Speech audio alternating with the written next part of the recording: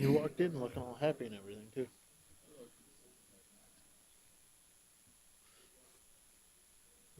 We'll get this one out of the way first here quick. Good evening and welcome to the Brookings County Planning and Zoning Commission meeting. This meeting is being recorded, televised, and viewable on Swiftel Channel 19, ITC Channel 168, or the Brookings County YouTube channel. I now call this meeting to order. Is there a motion for approval of minutes? So moved. Motion by Vanderwall, Second. second by Diedrich. All in favor? Aye. Aye. Motion passes. Items to be added to agenda by commission members or staff. Be just during our director's reports. Get over there. Invitation for citizens to schedule a time on the commission agenda for an item not listed. Seeing none. Disclosure of conflicts of interest, relationships to the applicant, or ex parte communication. Approval of agenda. Is there a motion? So moved. Motion by Diedrich, Second. second by Vanderwall. All in favor? Aye. Motion passes. We will now convene as the Brookings County Planning and Zoning Commission. I will now call this meeting to order. I would like to welcome those in attendance to tonight's meeting. The Brookings County Planning Commission is a 9-member commission whose function is to recommend approval or disapproval of land use plans, ordinances, subdivision plats, and amendments thereof the Brookings County Commission. The commission makes its recommendation based on the adopted comprehensive plan for the physical development of the unincorporated areas of Brookings County. As a matter of policy, all motions are to be made in the positive. After a motion is moved and seconded, it is open for debate. Those supporting the motion shall in turn give their reasons. Those opposing the motion shall then offer their reasons. After everyone has been given a chance to be heard, the commission shall recommend approval or disapproval based on the testimony and information presented. A simple majority vote of a quorum of members of the Planning and Zoning Board in attendance is required to forward a recommendation.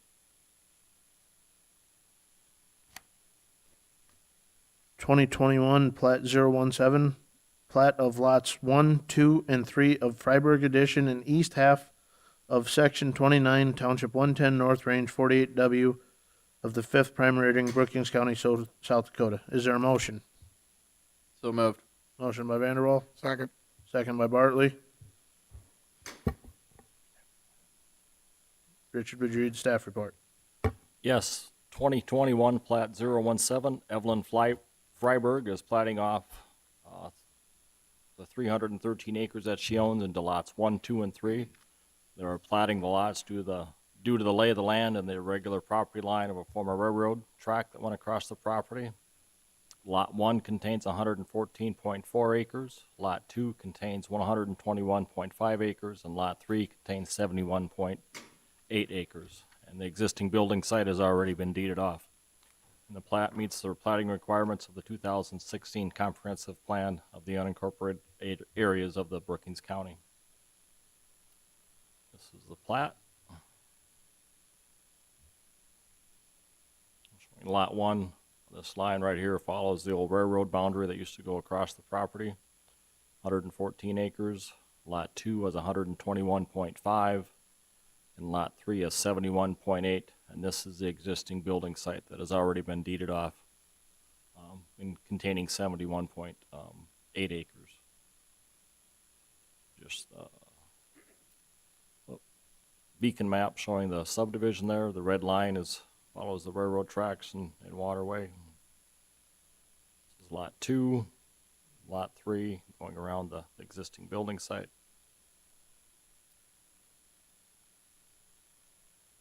And just the beacon map showing the lay of the land without the subdivisions on there. And that's all that I have. Is the applicant here? The applicant is not here this evening. Open the public portion of the hearing. Is there anybody in the audience that is for this? Seeing and hearing none, is there anybody in the audience that is opposed to this? Seeing and hearing none, I will now close the public portion of the hearing. Is there any additional comments or questions from members of the board?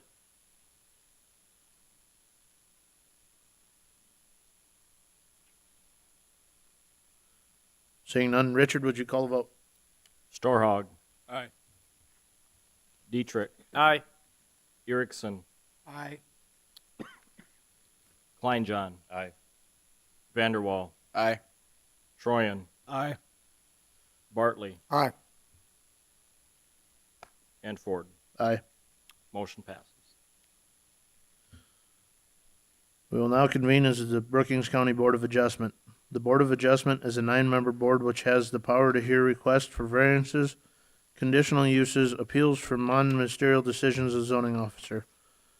The concurring vote of 2/3 vote of full board membership of the board, 6 votes is necessary for approval of a variance or an appeal to the zoning officer. The concurring vote of a simple majority of those board members present and voting is necessary for approval of a conditional use permit.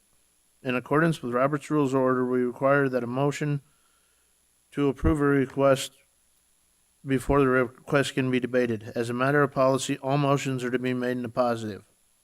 The board, under specific powers granted to it by the state, shall authorize variances from zoning requirements where special conditions existing on the land will result in an unnecessary hardship for the applicant.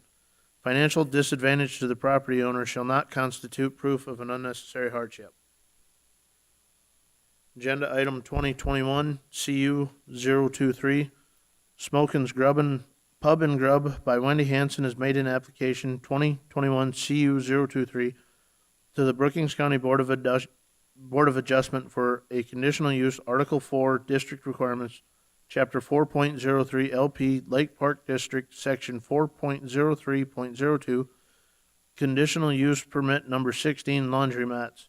The property is described as Twister's Addition on Lot 1,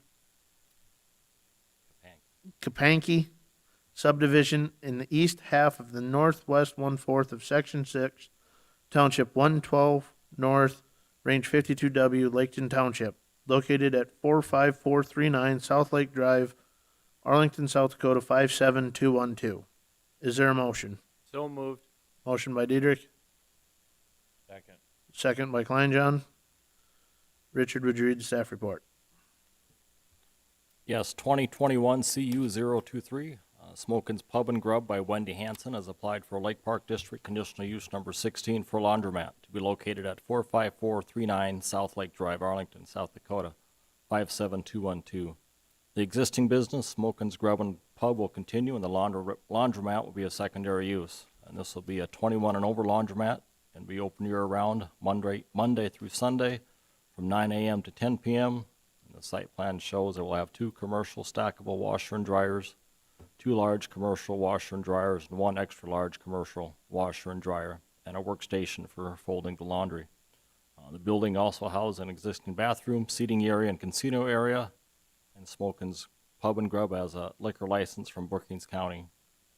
And Smokin's Grub and Pub is an established business on the Lake Ponset area. And public notices were published in the Brookings Register on October 19th and 26th, 2021, and the Arlington Sun on October 21st and 28th, 2021. Letters were sent to the adjoining landowners, the Laketon Township Chairman and Clerk, and the Brookings County Highway Department. This shows the conditional use application.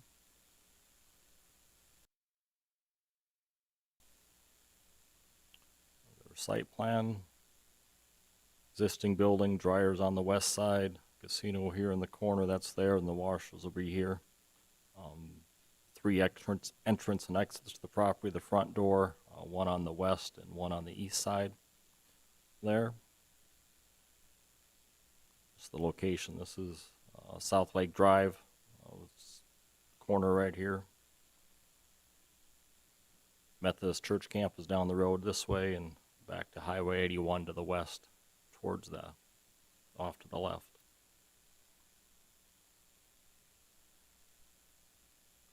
I was looking at it from the roadside, existing driveway and parking area, parking lot and the side entrance right here.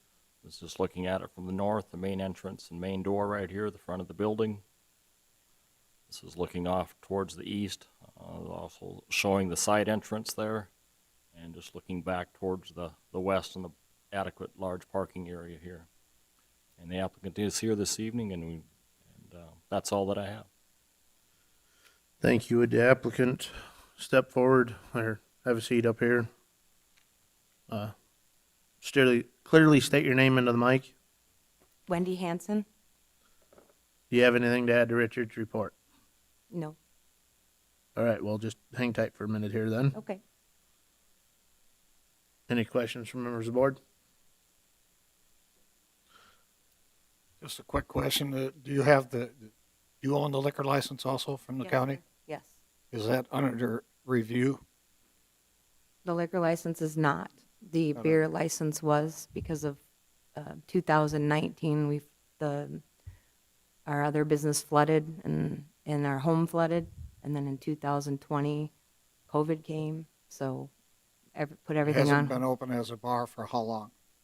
It's open July of 2021 now. That was I had to get it open, and that was a stipulation, yes. What Yep. are its current hours of operation, or what were its current hours of operation? What are the As a current bar. ones? Yes. So as a bar, we've always been seasonal. So it's always been from April to September, but we opened in July of this year. We didn't get open before that because of all the other things going on. So Yeah, I guess I'm going to rephrase it just a little bit differently. sure. How many days were you open this summer as a bar in that location? What's the So liquor? as of July 20th, we got open and we were open for weekends. And now I'm hoping to be full-time so I can continue on with my business year-round versus seasonal. So the so- liquor license operated just on the weekends during the summer This year, yes. this year. Yes. And you will continue to have the liquor operation in addition to the laundry? Yes. Okay, thank you. Yep. Any other questions from members of the board?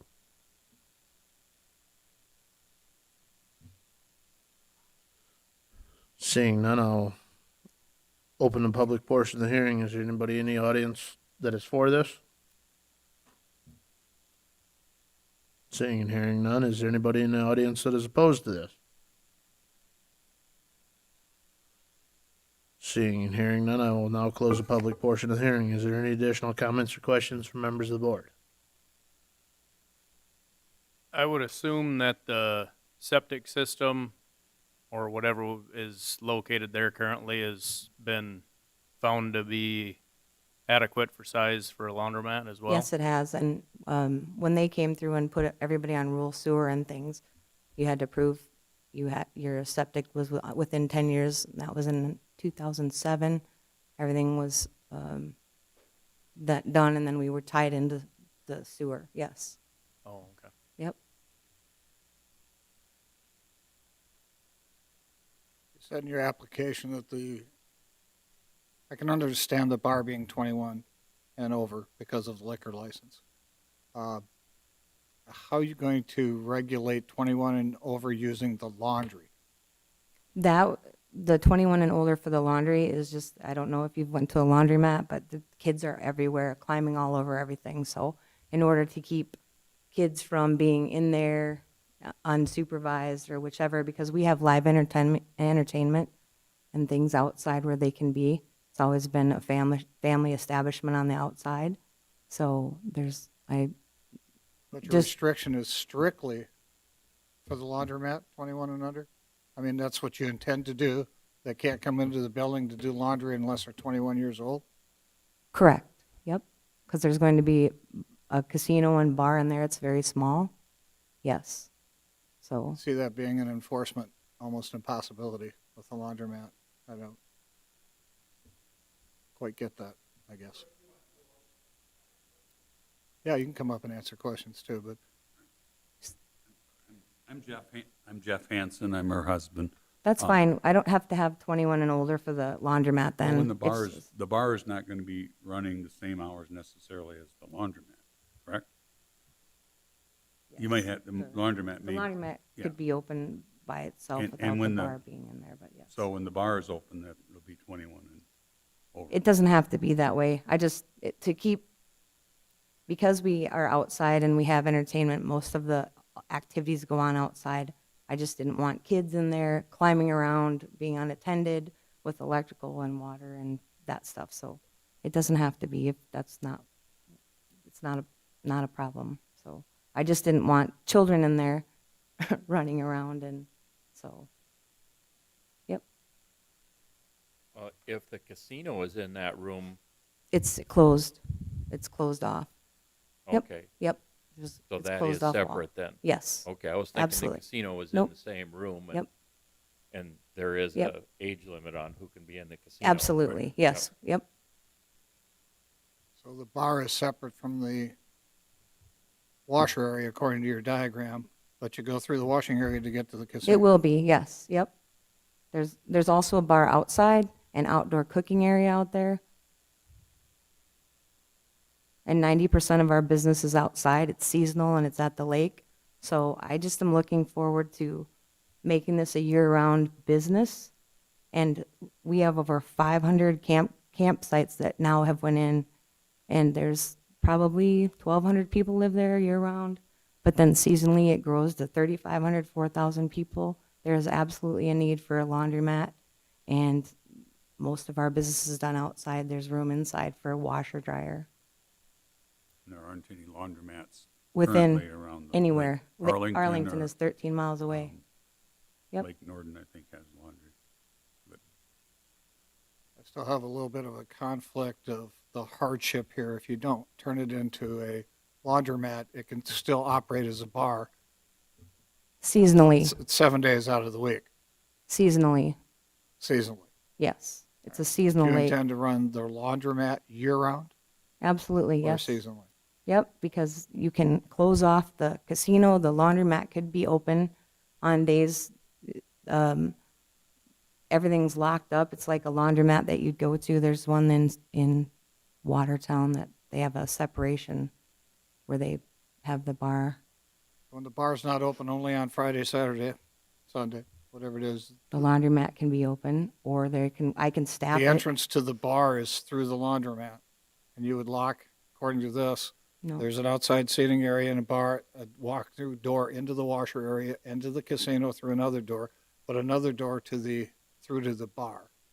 there's also another door. My husband did the drawing and forgot to put it there what one did I on do? that back. Where? I see the walk-in cooler. No, Maybe it's not well, up far enough. It's where it's Where's to the other door there? right there, yes. Yeah, he forgot It's to just put it not in. on the drawing? It's not on the Oh, drawing, he yeah, there's forgot it. another- Yeah, right there. There's Yes. another door right It's the there. service Yeah, door. I'm sorry. I didn't- Can we see that? It's a service door, so when we get product and stuff. It's right, you can see them both. So we'd be putting two doors to the front. One to There's the bar and two. one to the laundromat. And And then there's there's one- further back, there's another one, Right. right? Oh, Right. over in the It's back the white, Little it's the back. white I'm looking window at the there. front side of the It's a building. You're door. talking about the back Yeah. side. There's Yeah, that actually door. 4 doors. Right there, yeah. Mm-hmm.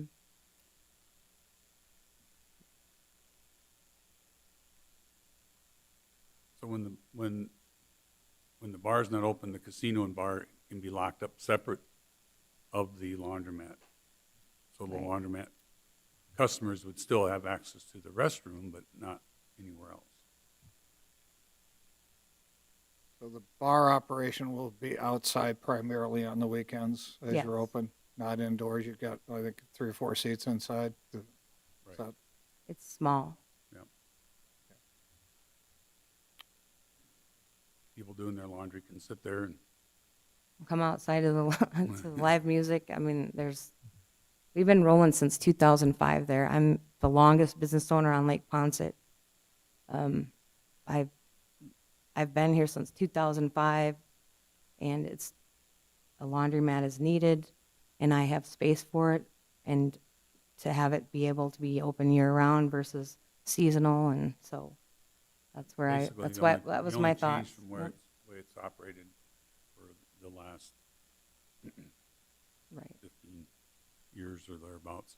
It will be adding a laundromat, and the laundromat will be able to be open 7 days a week, Which from it the is, hours yeah. of 9 to 9, and that would be functioning separately from the Right. bar. The bar and rest and eating would be open the same hours they've been open in the past, Yeah. for the weekends, basically.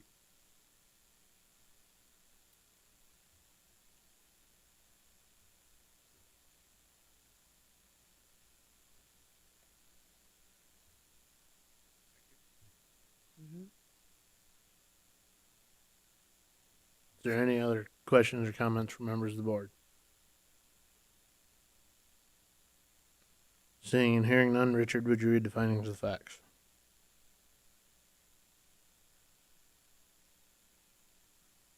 Yes, Brookings County Conditional Use Permit 2021 CU 023, an application for a conditional use permit having been filed with the Brookings County Zoning Commission, acting as a Board of Adjustment, a copy of the application being attached here too. Such application being made by Spoken's Pub and Grub by Wendy Hanson regarding the following real property: Twister's Addition in Lot 1, Kapanki Addition in the east 1/2, the northwest 1/4 of Section 6, Township 112 North, Range 52 West, Laketon Township. After due notice, a public hearing having been held on the application on the 2nd day of November 2021. Number 1, the Brookings County Board of Adjustment hereby finding that it is empowered to grant such conditional use under the following sections of the Brookings County Zoning Ordinance. Article 4, District Requirements, Chapter 4.03, LP Lake Park District, Section 4.0302, Conditional Use Permit Number 16, Laundromats. And further finding that the granting of the conditional use will not adversely affect the public interest, the Brookings County. Number 2, the Brookings County Board of Adjustment further finds and certifies that the following specific rules governing the conditional use have been complied with. Number 3, the Brookings County Board of Adjustment further finds that satisfactory provisions and arrangements have been made concerning the following where applicable: A, entrance and exit to the property and proposed structure therein with a particular reference to automotive and pedestrian safety, convenience, traffic flow, control, and access in case of fire or catastrophe. Main entrance to be used off existing driveway off of Brookings County Blacktop Road Number 2, which is 196th Street. B, off-street parking loading areas were required with particular attention to the items in A above and economic, noise, glare, or other effects of the conditional use on adjoining properties and properties generally in the same district. No on-street parking. C, utilities, refuge, and service areas with a reference to locations, availability, and compatibility. Must use a dumpster service. You use one now, I take it, for the business? Yes. Okay. D, screening and buffering with reference to type, dimensions, and character. None stated. F, signs, if any, proposed exterior lighting with reference to glare, traffic safety, economic effect, and compatibility and harmony of the properties in the district. 32 square foot sign allowed. F, required yards and other open spaces. None stated. G, general compatibility with adjacent properties and other properties in the district. A comprehensive plan met for the Lake Park District. H, roads providing access to the property are adequate to meet the transportation demands of the proposed conditional use. The Board of Adjustment may require the applicant to enter into a written contract with any affected township or other government unit regarding the upgrading and continued maintenance of any roads used for conditional use requested prior to the issuance of a conditional use. No road agreement as is needed as is located on Brookings County Blacktop Road Number 2, which is 198th Street. I, any required notifications, law enforcement or fire department. None stated. J, any safety inspections required. Any inspections required for safety. Number 4, Brookings County Board of Adjustment further finds and determines this conditional use permit upon the following additional special conditions or safeguards. Customers must be 21 of age or older as the laundromat is located in an established business where alcohol is served. Hours of operation are Monday through Sunday, 9 a.m. to 10 p.m. Brookings County Board of Adjustment, by at least a majority vote of its full membership, hereby grants the petitioner a conditional use permit for the above described property as follows. Conditional use number 16, laundromat. This conditional use is specifically conditioned upon initial and continued compliance with all the requirements and conditions in 3 and 4 above and upon compliance with all applicable provisions of the Brookings County Zoning Ordinance. If approved, the Brookings County Zoning Director is authorized to issue any required building permits for construction consistent with the requirements of this conditional use permit. This conditional use permit is not used within 3 years of the date granted, it shall be invalid. Dated the 2nd day of November, 2021.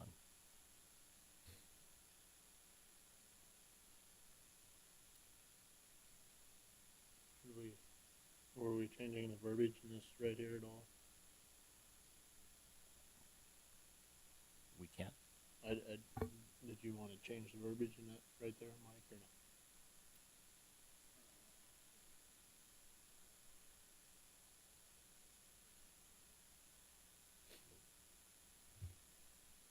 Luke, do you have any? I guess I have another question real quickly, if I may.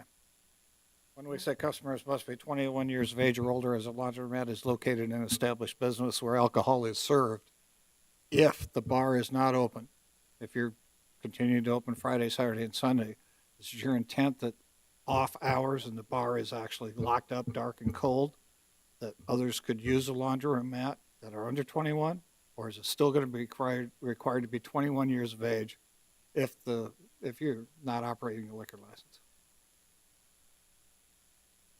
Yes, that's fine. If that's the way that you are comfortable with that, then I guess I will do whatever you recommend here.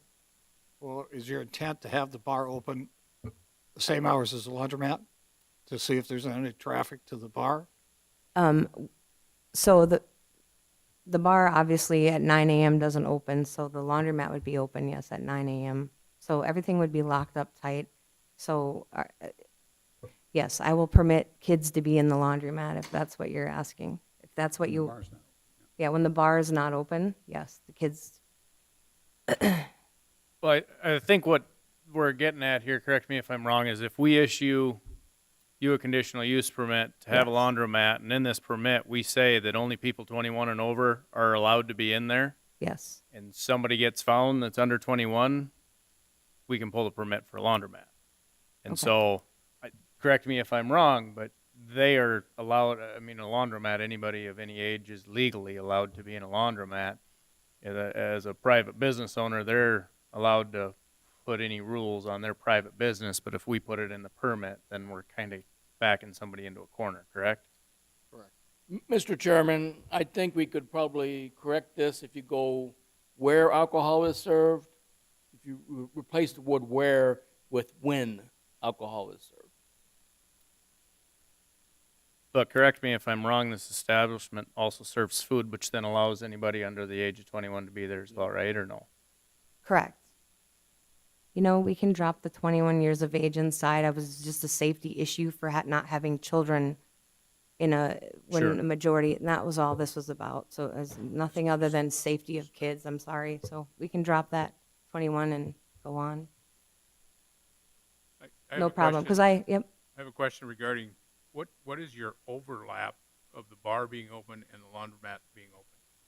I mean, how many times or how much so during the schedule would they both be open at the same time? Thursday to Sunday, I would say they'd both be open the same time, and then you have Monday, Tuesday, Wednesdays, which, But your bar The is not going laundry- to be open at 9 in the morning. no, correct. What Yes. time is the bar open during the day? 11 usually, Okay. yes, So for the majority of the day, they are both open, both the laundromat and the bar. yes, Thank you. yes, yep, Yeah, I think the simplest way to correct this is we Okay. take that entire sentence out of there.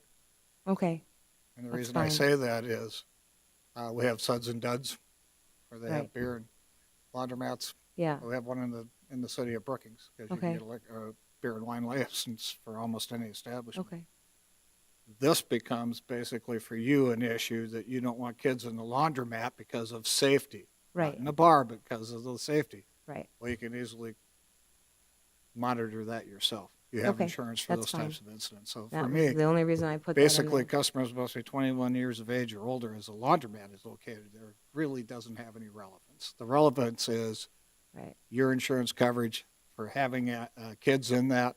You already have kids in your bar anyway in your Yes. restaurant.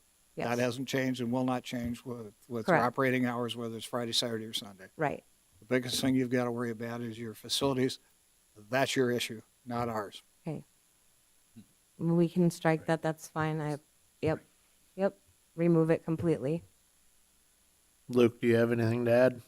Well, two things. One is that I agree with what Commissioner Bartley pointed out, is that that's kind of a business decision. The question of whether or not a laundromat can operate symbiotic to a bar or tavern is really a business decision as far as how you want to handle it. The real question before this board is whether or not it makes sense to have a laundromat accessory to or operating autonomous or accessory at the same time as a bar. Clearly, it's been done before. So, I mean, the main thing that I was going to speak up for was just to point out that these are two businesses that can go together. So that's probably the only point that's relevant to the located in the same business as a place where alcohol is served, is that these are two separate CUPs that can act together. Thank you. So I would yeah. move that you remove the customers must be 21 years of age older sentence. Okay. Yep. Then that makes everything simpler. Okay.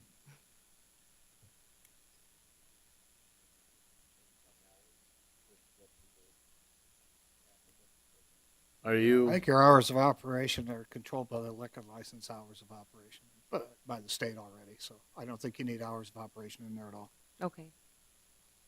Thank Your you. liquor license is controlled. Right. and as long as they're able to seal off those parts. If you want to seal off those parts and have a 24/7 laundromat, that's your problem. Good luck with that. I wouldn't be worried about safety. I'd be worried about vandalism at that point.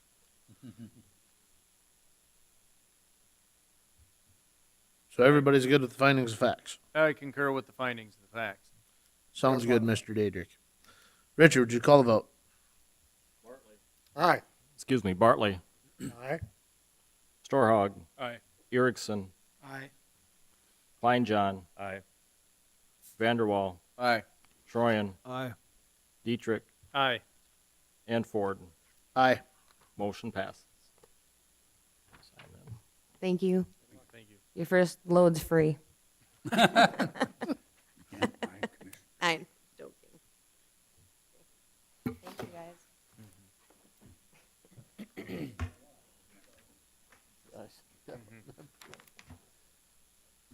Okay.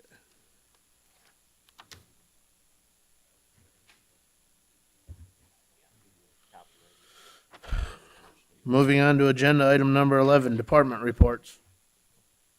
Yes, Mr. Chairman, the burn ban is on. Local fire chiefs determined that they want the burn ban to stay in effect until after the harvest is over.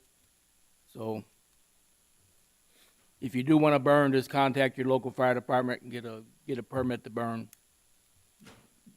And other than that, that's all I've got. Richard may have something.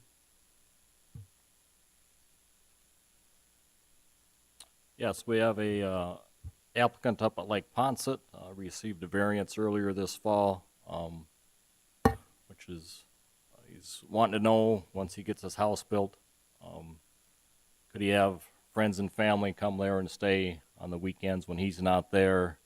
I don't believe there's a fee involved, but wanted to know if it would, if he does that, if you would think he would need to apply for a conditional use as a vacation rental by owner or bed and breakfast type thing like we have in our ordinance. So we would not advertise for it. It'd be just his friends and family that would come and stay there. So just want to get your opinion on that. So I don't think we could regulate it to begin with. And number two, I appreciate the fact that he's honest about it because all those people are doing it already anyway. Yeah. So let's not get into the regulation business. Can I come and stay though? If you Are pay you the a price. friend or family? Yeah, if you're a friend or a family person of him. friend or family, yes. One other thing. How far is it from the laundromat? It's on the east side of the state park. Another one we have, just the continuing, we mentioned earlier in September, I believe it was, the issue at Lake Oakwood with the possible decks on there. I can bring that up next month at the December meeting. Deciding how you want to look at it. It's, as of now, it's in compliance with the state Department of Game Fish and Parks. So I can review that next month with you here, so we can get on to our joint meeting. But that's all that I have for this evening. Is there any need for an executive session? No, sir. Is there a motion to adjourn? So moved. Motion by Vanderwall, second by Troyan. Meeting adjourned. We will get the joint meeting set up here and get going just as soon as we get everybody in place.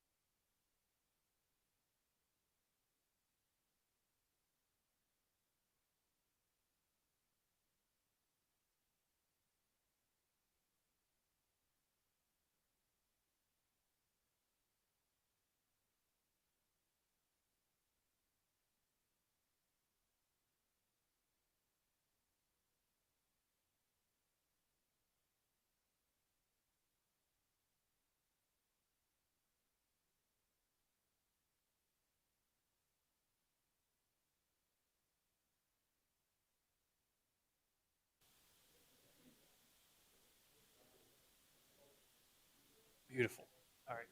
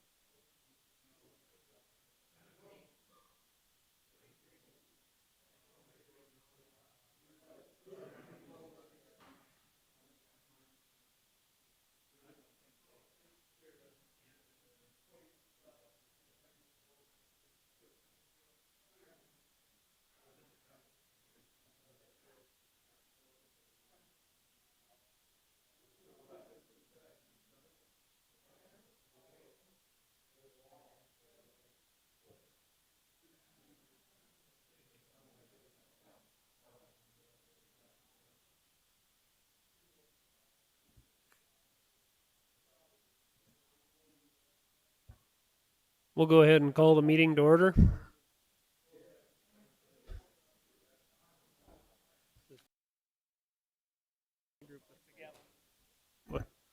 We'll go ahead and call this meeting to order.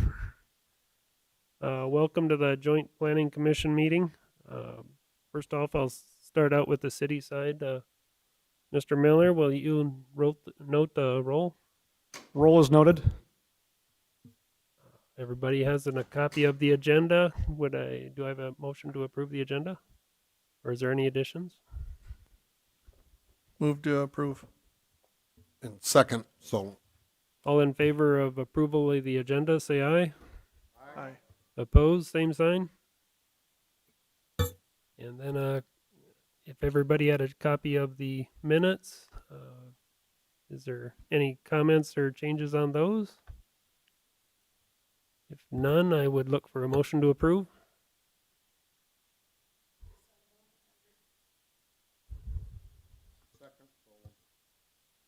Motion to approve. All in favor of approval of the minutes, say aye. Aye. Opposed, same sign. On the county side, is there a motion for approval of agenda? So moved. Motion by Vanderwall, Second. second by Bartley. All in favor? Aye. Approval of minutes. Is there a motion? So moved. Motion by Vanderwall, second by Bartley. All in favor? Aye. That will move on to Luke, I guess, if you want to take it from here. Okay. I'm ready if you are. Thanks everyone for letting me come. We'll meet here today. I've been given some instructions on how early or how long to run, and the over-under's been somewhere around 8:15, but we'll see how long we can go here. What we have today going through, of course, I should point out, I'm Luke Muller with First District Association of Local Governments. I'm here to help. This is essentially going to be a redo of what I called meeting 2 from going on about 18 months ago. I was trying to remember how long it's been, but right on about 18 months ago. We're going to review some portions of the ordinance topically is all we're going to do. I'm not 100% sure how long you've had some of this. Some of you have had this for almost 2 years. Some of you may have just gotten it in the last week. I'm not sure.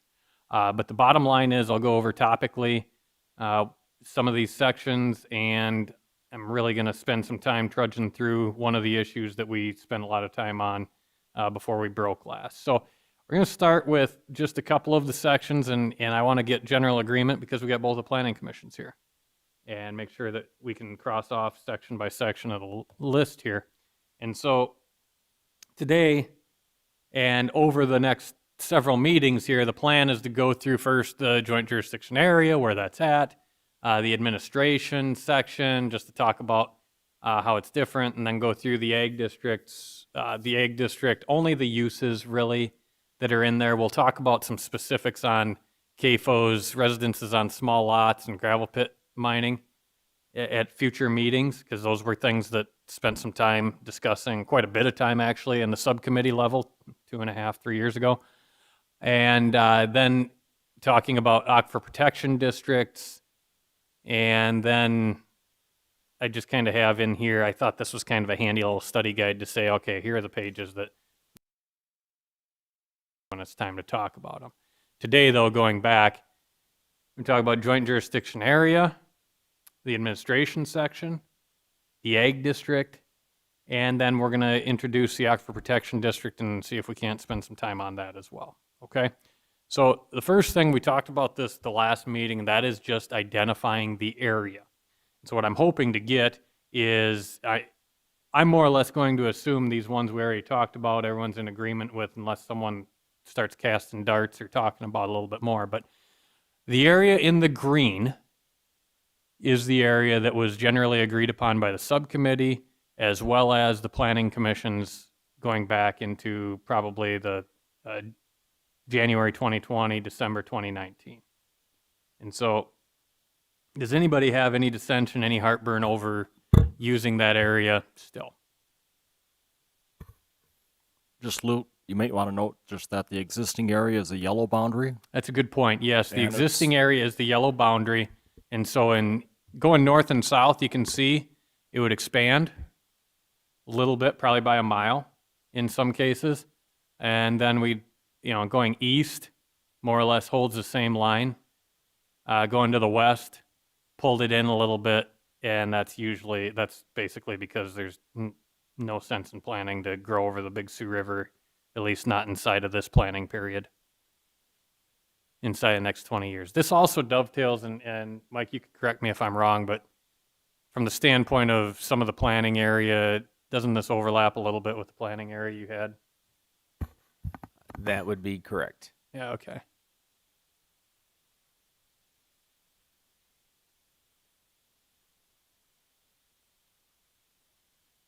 All right, I don't see anyone chucking hammers at me, so I'm going to move on here. So we'll take that as general agreement that we're okay with that area. I included some maps here as to where some of this came from, just some information. We might come back to them in a little bit. But the next section is something that was brought up at the last meeting, but I'm going to double back over it, okay? So the changes to the administrative section are in text. That's probably the best way I can say it. You've largely practiced it the way that it was written, the way it's now written to be. There was some gray area in there as to whether or not, just kind of over the course of policy, it had evolved to if you come in the ag district, anything that's not zoned commercial, industrial, residential, i.e., if you come in the ag district, the county board of adjustment handles it and the county zoning officer issues the permit. If it's zoned anything else, then the city zoning officer handles it, city zoning office handles it. So that's essentially what was written back into here. The thing that was different in there is now the administrative section sets up a joint board of adjustments. And that joint board of adjustments is only to handle things in the ag district. It is, I went back and double checked it. It was only those items in the ag district is what that joint board of adjustment was to handle. The real question of whether or not a property should follow, say, the city's administration process comes at the rezoning phase, is what that means. So essentially, when someone's saying, I want to be rezoned in this joint jurisdiction area to something other than ag, they're saying we want to follow the city's process as well at that point. So they're going to have to play by those rules, which means, the conditional use process is different for the city as it is in the county. And so the real question comes at that point. With that said, county board of adjustment or planning commission members, as you're issuing those permits, the county's kind of trusting you guys to do the right thing as you do that too in that area, because that's their jurisdiction too. The other thing that was brought up, and it was brought up the very last meeting we had in an email and just some information. There was some language in the old ordinance that indicated that the Zone B of the shallow aquifer permits would go to the city office. However, my understanding is that hasn't been the practice, at least in the last 2, maybe 3 decades. And so that was something that was written in here. I haven't seen that anywhere else. That's why it surprised me after we had rewritten that.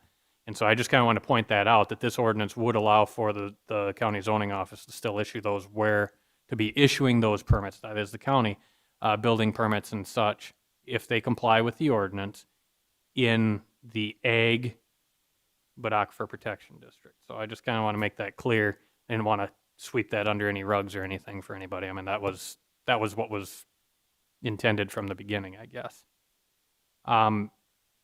So just going back into that. Just a quick question. Yeah. Did we establish the composition of the joint jurisdiction board? I'm going to get there in just a second, okay? Thank you. The one thing that I wanted to get to is just on these 2 maps here, the map that is on the right as you look at it, just kind of shows the area in white. These 2 entities were handle on their own. The one on the right, again, the area in peach or yellow, however you want to look at it, is the area that the county would handle. The county building permits, as well as joint board of adjustment. The area that's in purple on that map is the area that would be subject to the city's building permit and conditional use variance process, is how that's laid out. Of course, this map is dated already. It goes back to, early 2000, late 2019, but you get the point. The map on the left just kind of breaks that down more into other zoning districts, but that just kind of shows a whose jurisdiction map. Here we go to what that administrative section says as far as the joint board of adjustment, the composition. It says on here, and we probably need to, there was some discussion about this, 1 county commissioner, 2 county planning commission members, 1 city planning commission member, and 1 city council member. So 3 individuals from county boards, 2 individuals from city boards, and then the city appoints alternates for their, I have 2 members, and the county appoints alternates for their 3 members, is how that's laid out. Was there any questions on that composition, or anyone have any misgivings or concerns? Or if we should even do it this way?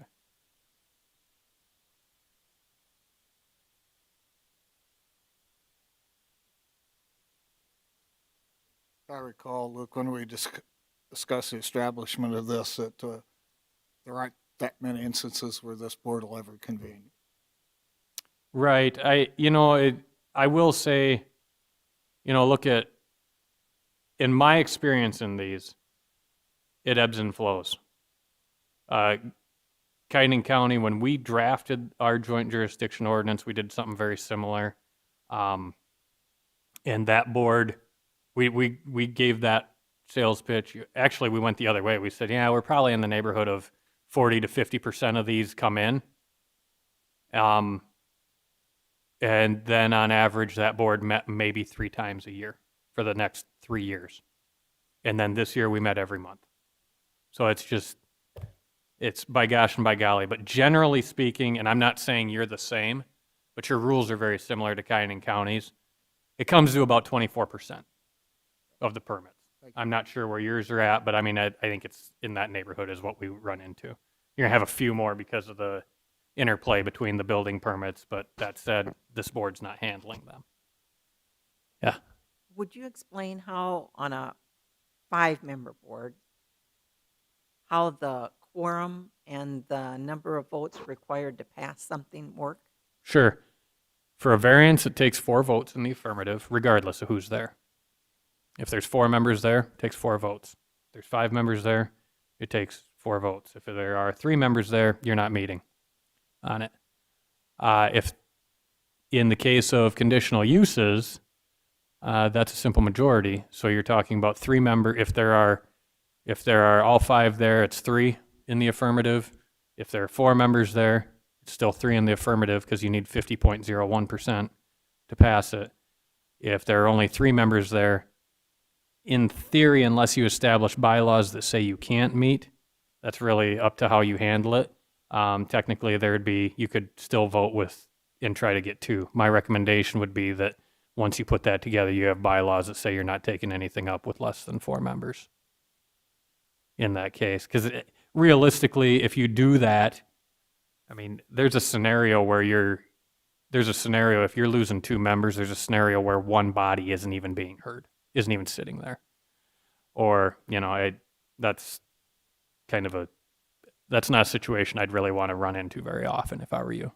So again, I'm saying I would suggest setting up bylaws that say you're not taking anything up with less than 4 members in doing that. But it's going to be, conditional uses will be 3, variances will be 4, regardless, is what that would be. It is. That's exactly right. Yeah. It's also very important, though, to actually appoint those alternates, because again, in my experience, I've run into cases where they haven't appointed them. So, Luke, just that, so they would understand this would be heard for variances, the existing building sites that are out there, existing residents that are not in the city, but are in, right, that the county is issuing the building permits for. Mm-hmm. If they want to build an addition and it's too close to the setbacks, they don't have any more room, it would come to this board or that board for the variance request or conditional use request if they want to home extended business or whatever it might be. It would be that board. And for those locations that are not under the city control, zoning control at this time. So this will just be conditional uses in an ag district? Yeah. Yep. Everything in the other districts would follow the track within the city's process. So it's essentially a pass-fail on that. And by having a board like that, that would eliminate the requirement for all of us to meet as Right. we've done in the past. That's the reason for the joint board, except for on zoning issues, then we still have to do that, right? Yeah, yes and no. I mean, for conditional use, today you're handling it, right, wrong, or otherwise, you're handling it that the county board of adjustment is handling them. However, to make a zoning change, now you're all meeting together. That said, that process is going to remain the same to make an amendment to the ordinance or rezoning. The only thing that this is going to affect is that, frankly, what's happening here is the county's inviting the city 2 members to the table to act on Board of Adjustment items in that ag district. That's essentially what's happening here, is taking it that way. So that's the long and short.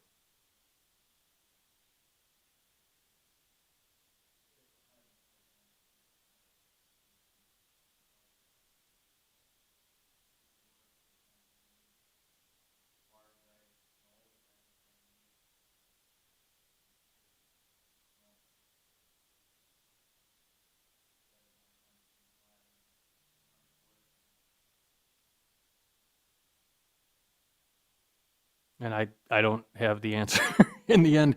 I There think was a the decision original of the subcommittee. discussion and why we came up with the separate board was in the ag district again. There may be some interest on the city's behalf in the, basically in the floodplain areas and so forth, of us making a that they have no input on. And I think that was the original idea, was for transparency issues and everything else, that if an ag in the joint jurisdictional area request came for a conditional use, that the city would have somebody at the table to approve or disapprove. Because you have some interest out in the joint jurisdictional area from the city standpoint. That was really the only purpose. And I don't know if Mike wants to speak in here, but a few years ago, when I sat on county planning and zoning, we had a request for a conditional use permit for a feeding operation that was in joint jurisdiction that was close to an area that maybe would be annexed by the city. And the city didn't have any real opportunity, any method, any route to have input into that decision. And I think when we met as the Joint Jurisdiction Planning Committee, we talked about that, and that, as Mike just said, that's exactly the reason we looked at having another board. Did you remember that differently, Mike?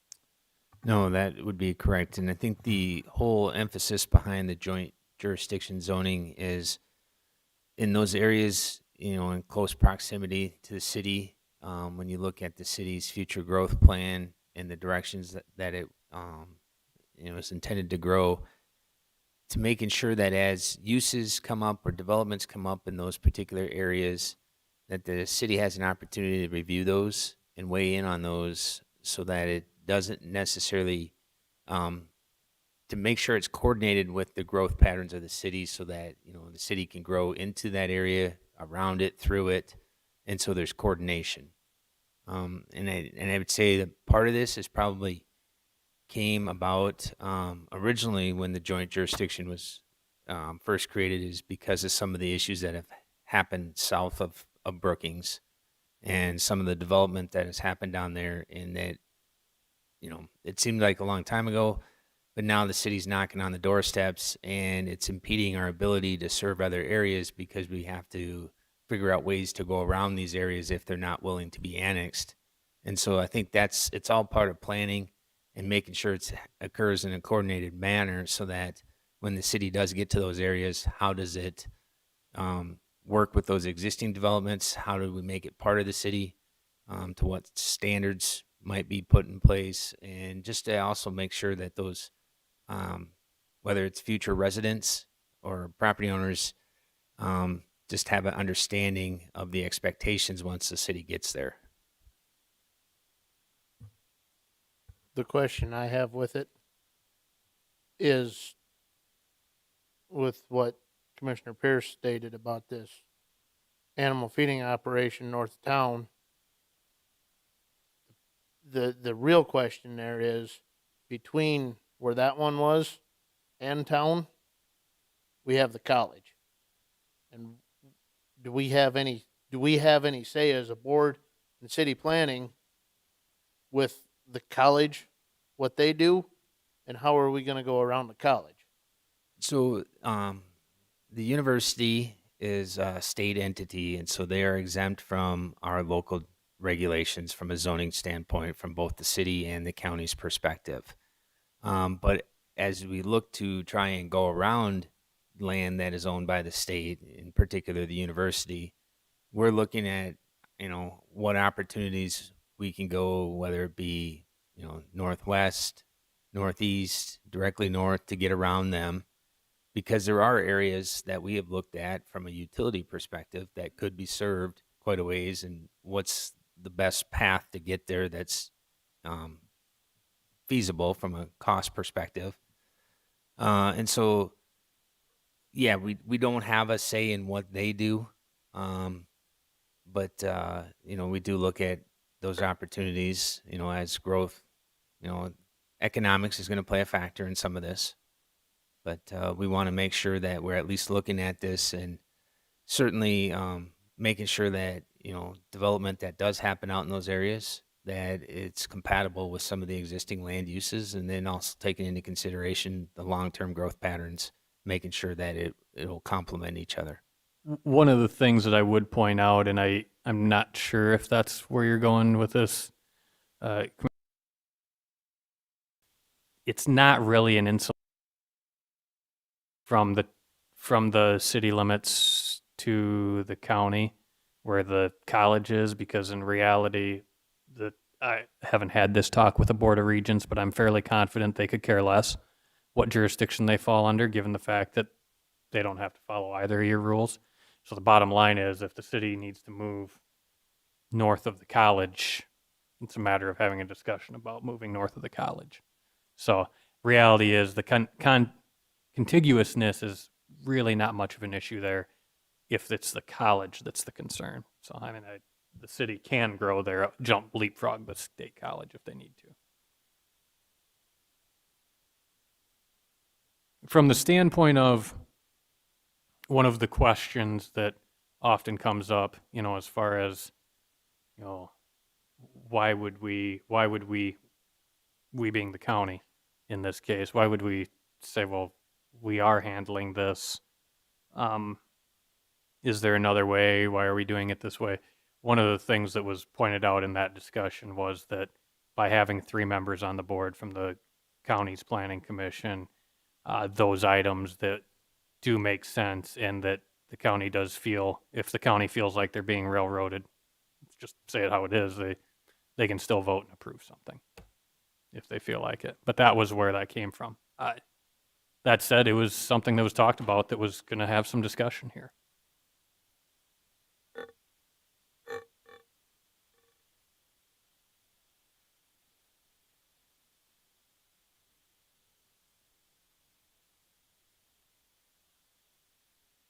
Anyone feel strongly enough to say that it needs to go away, or just more along the lines of let's leave it and move on? I think we just leave it and move on. Okay. So, are there any other questions about issuing building permits? Who issues what? At what situation it goes to the board? When do we get to meet as a happy family, and when do we just have a few of us together? Any questions like that I can answer before we move out of administration? This is the simplest administrative section I've ever written because it's very simple. It more or less establishes that joint board of adjustment and says, follow the city's track if you're one of these zones, follow the county's track if you're this zone. That's it from the administrative section. So it's really easy that way. It's more or less a pass fail. Look at this book or that book. So don't mess up your books. That's all. So next section, let's just talk about the Ag District a little bit here. Again, existing uses. I talked about the land use survey. All those little dots that were on there, those are points collected, things happening out there that aren't just raising crops and critters, right? Or grazing critters and raising crops. Anything other than that, right? So conducted the land use survey, and here's the net effect. Added institution farms, ag research facility, signs, accessory uses, exception to a shelter belt setback, existing farmstead exemptions, which we'll talk about at a future meeting what that means. Produce stands, or U-pick operations, outdoor mazes, home occupations. A lot of those uses, some of those uses are from some recommended language in the Ag District of the county that they've been working on for several years here. Some of those uses are ones that we just kind of went, well, why are we pretending we have any say-so over ag research facilities when it's just SDSU and we already illustrated we can't say no to them. So let's quit pretending we have any say-so over them. Conditional uses added breweries, campgrounds, commercial outdoor events, farm experiences, ag tourism. A lot of these are just duplication of conditional uses that were already listed in the ag district of the county, but may not have been in the joint jurisdiction ordinance from 1980. Remember, we're talking about a 1980 ordinance here. Met towers, private wind towers, solar panels. We had some people that had solar panels on their houses that didn't have permits for them. Seasonal retail, shooting ranges, spreading manure with irrigation was listed as a conditional use. It was actually in another section and moved into their vet clinic, winery, residence on small acreage. So the residence on small acreage is another thing that we will talk about in a little more detail at a later meeting because that's something that a lot of time was spent on discussing. So we want to make sure that the boards were okay with it.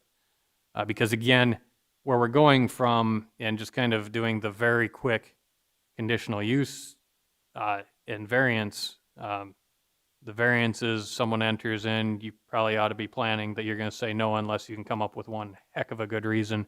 Conditional use is the opposite, right? Hey, they meet the conditions, they're getting the permit. So the real heavy lift is at this stage right now. Are we okay with the listed uses we have and the conditions we've got on them? Removed, as I said, moved institution uses, manufactured home for family member or farm worker. That's basically an existing farmstead.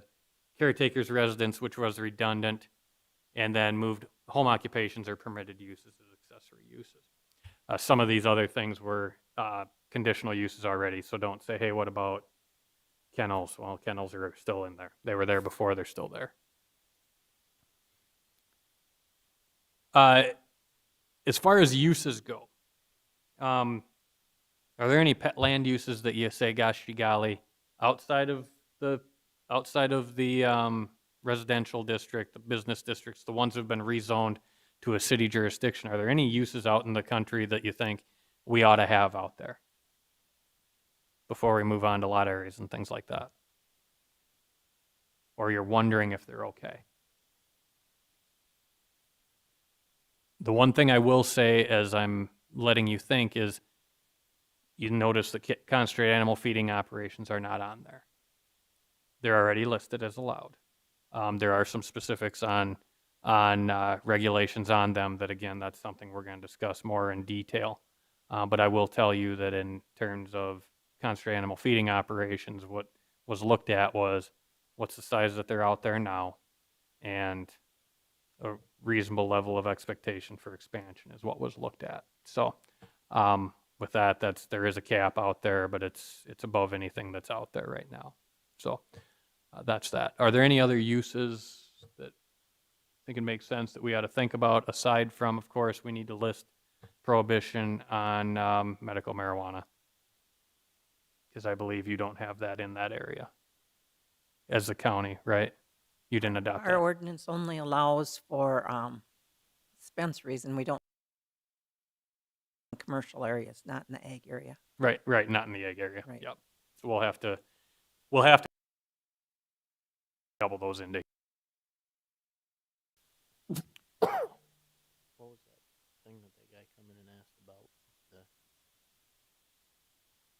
village? Oh, planned unit development? That's a good question. I will say that in the joint jurisdiction, that's honestly, you're all here, we might as well talk about it. In the subcommittee meetings, and again, we're going back a handful of years here, little foggy memory here, but in the subcommittee, we talked about that. The idea of the planned unit development, having clustered development. And there's a little bit of that in this residences on small acres, but it's very small. We'll get in, like I said, we'll get into the detail on that a little bit more, but it's not really what they're talking about. What they're talking about with a planned unit development is where you're going to set up a subdivision and they're going to have the entire thing set out. And you're basically saying, here's this pimple where we're going to have all these houses. They're going to have their own subdivision. Well, it's Sunnyview is what it is. It's basically what Sunnyview is north of town. And they set that up. But the thing that was discussed was that, again, it came at it from a standpoint of everything that we stick out here, every use that we stick out here is something that eventually the city is going to have to grow around, right, wrong, or otherwise. That was the discussion, is that if for every time we put up a grain bin, much less a housing development, the city eventually, whether it's 5 years or 500 years, is going to have to grow around that somehow or take it out. So the idea was that honestly, sometimes those are harder to grow around because that goes back to what Mike was talking about, some of the subdivisions that are out there that you're butting up against now and having to figure out, okay, now what do we do? How do we hug these and tackle these? That's what the discussion was for the most part, wasn't it, Mike? Yep, that is correct. Okay. And so from that aspect, ironically, when we talked about still on here from when that was discussed, but when we talked about the county's land use plan, what the county more or less said was, just soon, it doesn't seem to make a ton of sense, is what ultimately was decided outside of the joint jurisdiction area. But if the city's cool with it, hey, maybe we'll look at it there. And ultimately what was discussed in the subcommittee was, yeah, we'd rather not there, but if the county wants to look at it outside of that joint jurisdiction area, hey, knock yourself out. So that's where the commissioner, Mr. Krogman, had come in and talked about it. Admittedly, they're being kicked around a little bit as to whether or not that's an option out there in either location. So to that end, the subcommittee felt like planned residential development, probably not a great idea in that area unless you feel like it should be.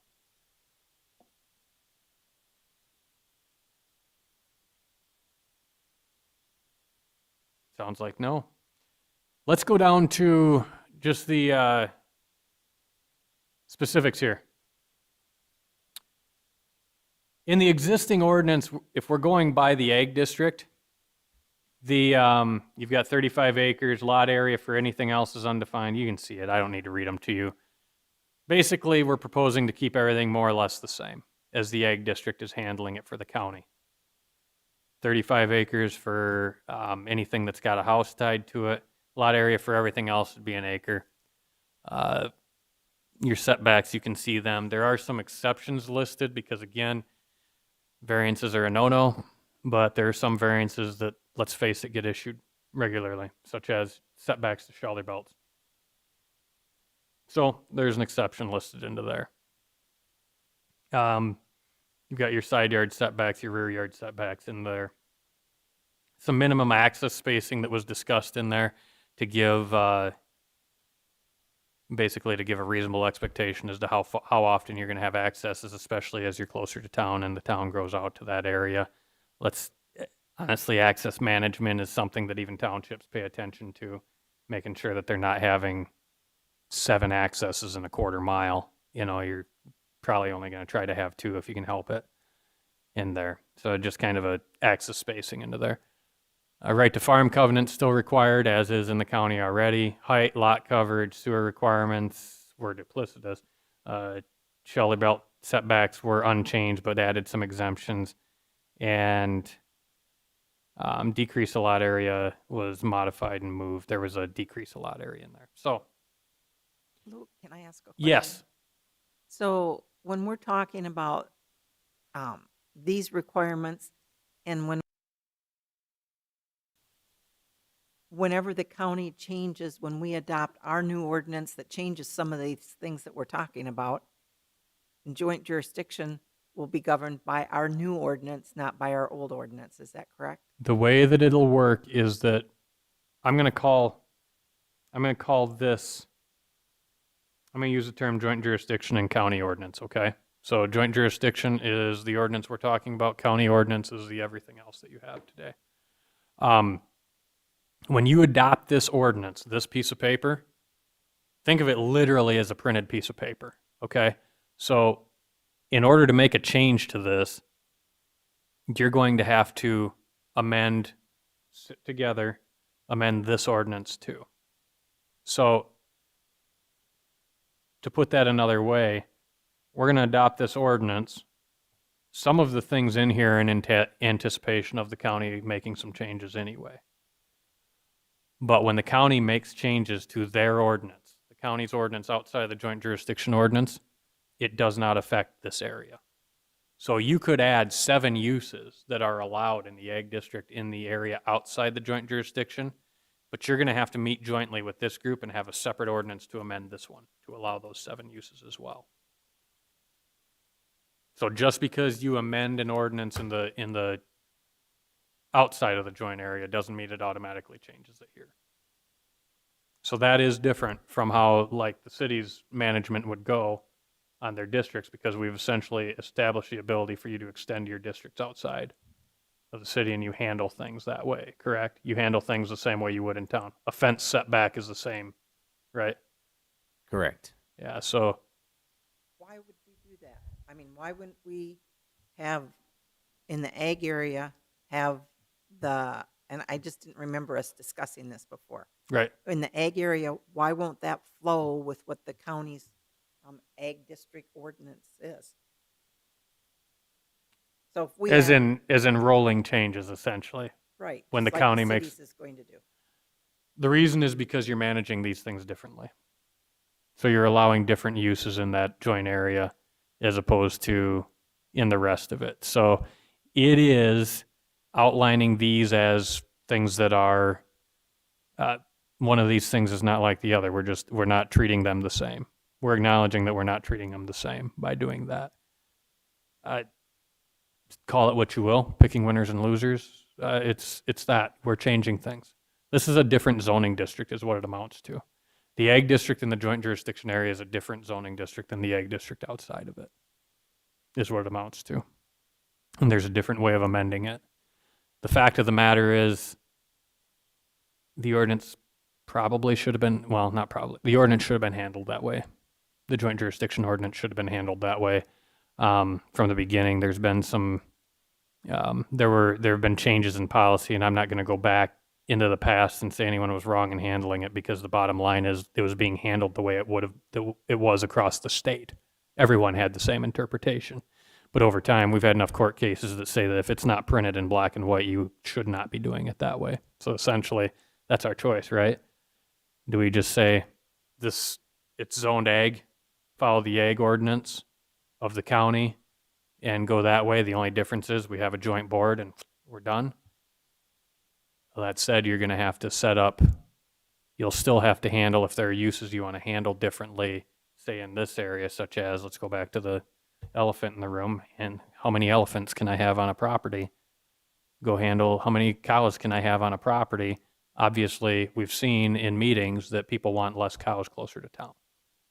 And so you're going to have to set that up, that it's going to be tiered, or you're going to have these things. And you could still have that supplemental section for this area, but it's going to more be in the county's area, is what it amounts to. So there's the real question. Going back to it, should we just have what's allowed in the greater part of the county allowed here?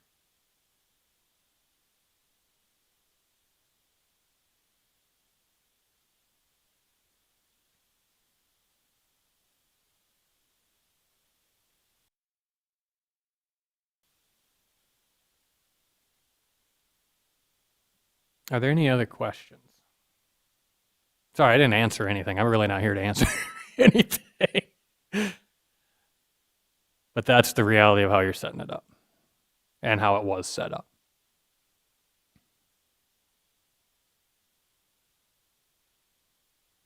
All right. If someone feels strongly about it, we can dig our heels in and talk about it at some point here, but I want to introduce aquifer protection districts, and then I want to break and say we'll pick that up as well as some of those other topics at the next meeting if we get time, okay? We spent a lot of time talking about aquifer protection districts within the subcommittee and then at a subsequent meeting of these two groups. And a lot of things got discussed, and unfortunately, I'm not gonna lie, some of you may have better notes than I do. I'm not gonna lie, they rode around my pickup for a year because I was expecting a meeting at some point and kind of lost them. So the bottom line is I'm back to where the draft was at this point. And I think it's worth everyone just kind of paying attention to what it is. So I want to just point this out with what the Aquifer Protection District is. The Aquifer Protection District is an area, it's basically an overlay district is what it is. And for those that don't know, an overlay district, you've got your primary district, your ag district, which manages what you can do, your setbacks, that sort of thing. An overlay district is an added layer of requirements on top of it. In many ways, for those that live in the joint jurisdiction area and in an ag district, frankly, the ag district itself in the joint jurisdiction is like an overlay district. It's very much the same. It's an added layer of requirements on top of what you would expect outside. In this case, you've got the Aquifer Protection District, which goes over the top of it and adds more restrictions. It more or less cuts out some things that you can do. It also more specifically manages the way that you do certain things. Now, you have the Aquifer Protection District in both. Does the city have that? Does the city have the Aquifer Protection District, or is that? I don't think you do you? No, because predominantly the it's all over. It's the sanitary well fields sewer. are all outside city limits. That's right. That's why. Yeah, that's right. Yeah, they are, aren't they? And they all go north. Yeah. I've got some cities that do have them, but generally they don't. It doesn't change anything because their stormwater requirements and their sewer requirements more or less cover what's in here anyway. So the aquifer protection districts are split into two. You got your Zone A, which is your wellhead protection area, and it makes up about 3,000 acres of this entire joint jurisdiction area. Okay. So what are we talking? 3, 4, about 3, math isn't great, 6 sections probably. Zone B is your aquifer materials, based on your aquifer materials maps and your aquifer maps. The aquifer materials maps underline anything that's got either water or water-bearing materials within 50 feet of the surface is what the Aquifer Protection District Zone B is. This county, and you are well aware of the fact that you have aquifer materials, also known as gravel, everywhere in the county. I'm sure many of you farm gravel. I know our family does in Watertown. My ancestors were brilliant and saw the short grass and said, let's plow here. And that's basically what we do. I mean, the bottom line is there's a lot of gravel out there. So there's a lot of restriction on that in those areas. But you know what? In the rest of the county, you deal with that anyway. And there's really not much proposed to be different in the Zone B area from what's handled in the rest of the county. Zone A is another matter. Zone A is restricted more in the rest of the county than it is, than Zone B is. But in this area here, there's a little more detail on how that's handled. So the format of that section is just here. I mean, it's an ordinance, right? Why we have it, where the maps are, where the methodology, where it came from. You've got Zone A and Zone B, and in there you have permitted, conditional, and prohibited uses. And where in your other districts, it says if it's not listed, it's prohibited. Here, it goes the other way and takes some of them out, lists some things that are prohibited that would otherwise be allowed in those districts, okay? The performance standards in prohibited accessory uses go a step farther. What those go towards are, hey, there are these things that we said are allowed in here, but you still have to do X, Y, and Z. For example, if you're over the shallow aquifer and you've got more than 1,000 gallons of petroleum-based something or other, you gotta have secondary containment. Whether you're a farm use or not, which there's been, EPA's kind of backed off of that on farm use. They go back and forth on that. Let me take that back. DNR has backed off on that. EPA hasn't. But there are other performance standards. It goes down as far as some of you may not be aware, but spreading a manure in from October to March, that's already in the ordinance. It's in your ag district, or not in the ag district. It's in the aquifer protection of the rest of the county as well as in this area. Those are examples. But there are some other ones listed in there than were before. And so you want to take a look at them. I don't plan on going through them verbatim, but I do hope that you'll take a look at what those are. Because if you got issues with it, we need to talk about it. And then there's some exceptions, continuation of uses that allow, continuation of existing uses. Essentially, there are exemptions for doing farm stuff. I call it, for lack of a better term. You can spray, you can spread fertilizer, you can have fertilizer on your property, that sort of thing. In those, there are certain uses butting up against the time. I have on this slide here uses that in the existing county wellhead protection, and again, I'm moving now off of the Zone B, which is the bulk of this area, down to that 3,000 acres we were talking about, which is the area that the city of Brookings, inside of 5 years, will have to clean whatever gets into there out of their water. That's essentially what a wellhead is. Right, Mike? I mean, it's what goes in there has to be cleaned out of the city's water, the public water supply. That's what we're talking about here. So here are the uses going across there, and you can see many of them got stripped out or modified. So for permitted uses, did that as a table. You've got ag activities listed excluding structures and CAFOs. Signs and pump houses would be allowed. Conditional uses, public utility, public service, orchards and tree farms, reconstruction of structures existing upon the adoption if replaced within a year of destruction is a conditional use. So the replacement of a house that burns down requires a conditional use, is what is listed in there. That is a change. And is different than your outside of there, outside of the joint jurisdiction area. Where is this? I want you to, I didn't redraw this because frankly the map hasn't changed yet. But I want you to be advised as you look at this map on the screen, this wellhead protection here on the north end of town will remain. This, whatever cylinder sort of a wellhead protection is planned to remain. However, discussion was that this wellhead protection would go away because that well wasn't being used. That was my recollection of that discussion. So I didn't count when I was talking about 3,000 acres. I didn't count this area. I didn't count this area outside of this thing here. So this area here is what we're talking about. You can see those dots. Every one of those dots are uses that would be affected, not to mention the ag uses that are going on out there, the farming and that sort of thing. So I just wanted to bring this up, and then I want to talk more about your issues, what you like, what you don't like, at the next meeting that we have. But I'm just going to lay this out there for what you've got. You've got 23 single-family residences plus one manufactured home in this area. You have two extended home occupations, and they're contractors. I'll be perfectly honest, it's not a great use to have over it. There's one CAFO over it. It's pretty small.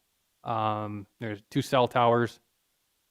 One site that only has grain bins. There are multiple sites that have grain bins with their houses. There's one site that only has grain bins on it. One site that's only signs. One that's seed, chemical testing with Syngenta out there. Junkyard and rubble site, those could also be termed junky yards. They're just some junk out there that it looks like it's kind of overrun it. Welcome to zoning, it happens everywhere. Shooting ranges, one shooting range, and there's the well houses that I I called it one. There's wells out there, is what that is. So those are the things that are out there. So when you go back to it, single-family residences, those 23 houses there, they'd require a conditional use permit. They'd have to come into the board within a year if they were taken down to rebuild. There was some discussion about the ability to expand, things like that, what to do. Right now, the way it's written, that wouldn't be an option. Adding on a room, something like that. There was discussion about potentially adding the ability to do 25, a percentage of it as a conditional use, or maybe, but the way I had it left, that didn't make the cut. We can make changes. Manufactured homes, same story, need a conditional use to be replaced. Extended home occupations, I don't recall, I think that that's just flat out prohibited. So meaning that they're non-conforming and that'd be what's there is last. CAFO's prohibited in that area. Cell towers would be allowed. The grain bins could be replaced, but no new ones is what that says. And so just going down that list, if it says non-conforming, yes, that means that it can't be replaced or expanded, except for you see the little asterisk there says that it can be reconstructed if done so within a year. And so that's what you've got there. So if you've got issues with that, you'll want to talk about that at the next meeting, or if there's other things. So I'm suggesting that we break there, and I want you all to come ready to talk about the Wellhead Protection District, Aquifer Protection District, and to double back, that is on pages 49 through 54 ordinance. If you don't have a copy of that, you can let me or staff know, and we can email that out to you or get something some way somehow. We'll plan to talk about that. Hopefully that'll be a short discussion, and we can move on to, at that point, I think that I would plan on moving on to residences on small acreages, would be that section. And that is listed on page 73. It's shown as a conditional use permit, and it's on page 73 of that draft. So my suggestion is, before we meet next time, to review those pages 49 through 54. Yeah, sorry. Yeah, that'd be smart. I don't know why you couldn't see it. I was looking at my page. There we go. Aquifer Protection District 49 through 54 and Res 3. And I would be shocked if that doesn't take us an hour to talk about those things. Yes? I just had something when we talk about time. Yes. Is it possible to confirm that that's 3,000 acres? And then I'd have a question for Mike. If 3,000 acres is what is in that Zone A, how many of those acres does the city already own? So then we would actually know what we're talking about, because a substantial amount of that wellhead protection area is already owned by the city, isn't it? Good point. The north one, north of the bypass, north of town, I believe the city owns not all of it, but a pretty substantial amount. To the east, the city doesn't have as much. They own some, maybe at most, maybe 100, 200 acres. And it's primarily, we would call it, well, kind of along the railroad tracks as you get east of 34th. That's the city's wellhead fields there where we have our pumps and everything. And that includes the land that the city bought this year, or within the last year, I should say? I guess I'm not aware of them buying land out that direction. Maybe they did. But I don't think they own much. I don't think the city owns anything north of the Highway 14. It's south, but it's quite a ways south, closer to the railroad tracks. And then, Luke, I'm sorry. Yeah. It's a variance would require 3 votes and a Other way around. use 4, or the other way around? Other way around. Variance is 4, conditional use is 3. Okay, thank you. Yep. The other thing we should probably talk about is our next meeting date. I believe we would tentatively be scheduled for Tuesday, December 7th, but my understanding is that the Chamber's Egg Appreciation Banquet. And just a rough idea of those interested in attending that if we need to look at a different evening. Now, I do think, I believe we have a rezoning application within the joint jurisdiction area that we would need to act on. So if there's not much interest in attending the Chamber's Egg Appreciation Banquet, or if we want to look at a different night, we could potentially look to see if there's interest on that Monday night. I think it's December 6th. We'd have plenty of time to get the advertising accomplished for that. And the county would still meet on that Tuesday. The county meeting would still be on that Tuesday night. We have, so.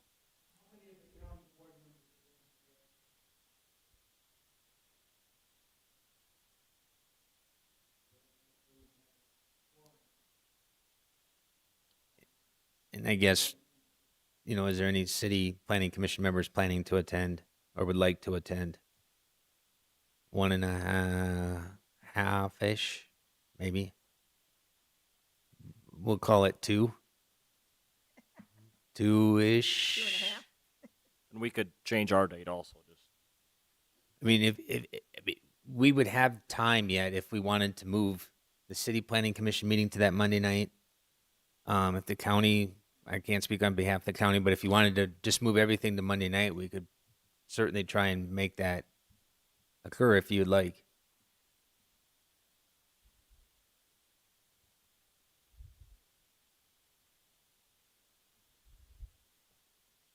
As of now, we'll have probably a couple heavy items on our agenda, so we probably would not be done within an hour, I'm guessing, for our county zoning meeting that night, if we did it all in one night, and you guys did your meeting at that night.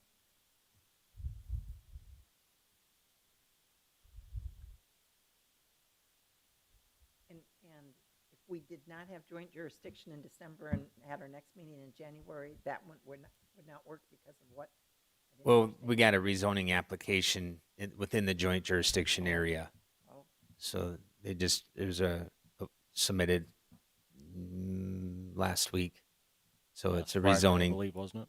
Rezoning from an egg to a residential district. Plan a separate joint meeting date. Do that. It'd be close to their same.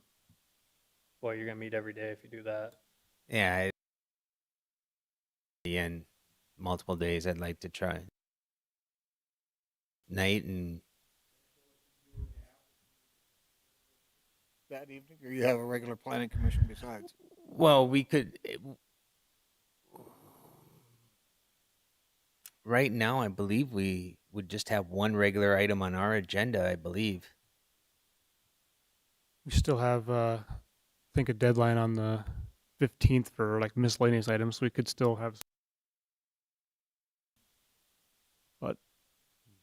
But we would have just an amendment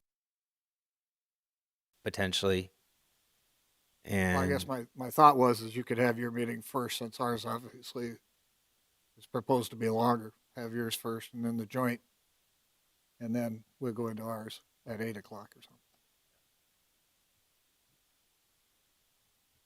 And hopefully we'll have a new appointment, so we'll be back to 9 members for our December meeting. I'm kind of reading the room that Tuesday night probably works for everyone. So just keep it with the normally scheduled time frame. And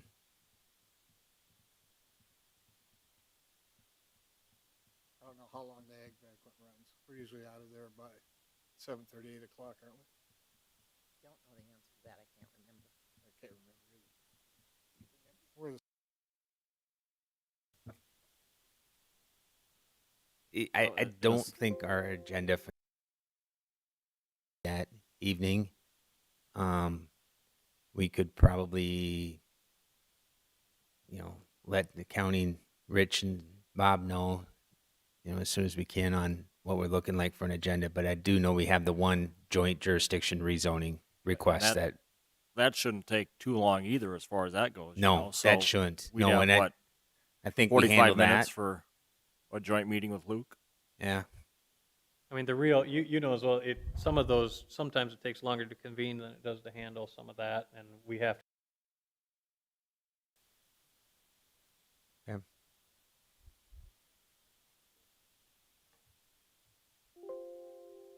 I'd let the staff work it out. Let us know. Tell us when to meet. I'm in favor of the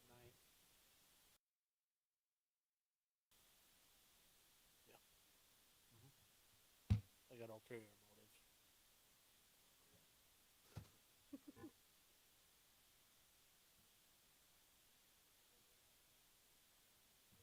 The 9th would sound perfect.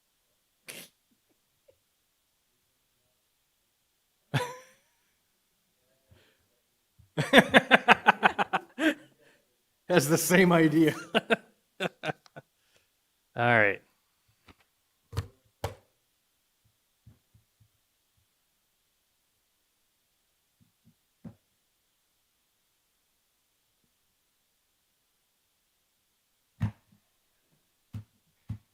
Are you concluded then, sir? I sure am. That's what shutting down is. Yep. Is there a motion to adjourn on the county side? Second. Motion Diedrich, second Bartley. Adjourn on the county side. Motion to adjourn on the city side? Okay, we are adjourned. Thank you.